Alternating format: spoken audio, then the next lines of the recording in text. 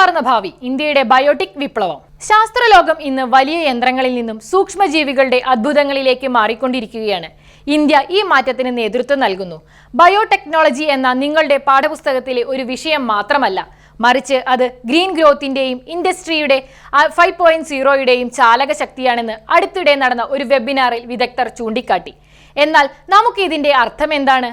Industry 4.0 എന്നത് പൂർണ്ണമായും ഓട്ടോമേഷനെയും smart റോബോട്ടുകളെയും കുറിച്ചായിരുന്നെങ്കിൽ, മനുഷ്യനും പരിസ്ഥിതിക്കും മുൻഗണന നൽകിക്കൊണ്ട് ഇൻഡസ്ട്രി 5.0 ഒരു പടി കൂടി മുന്നോട്ടു പോകുന്നു.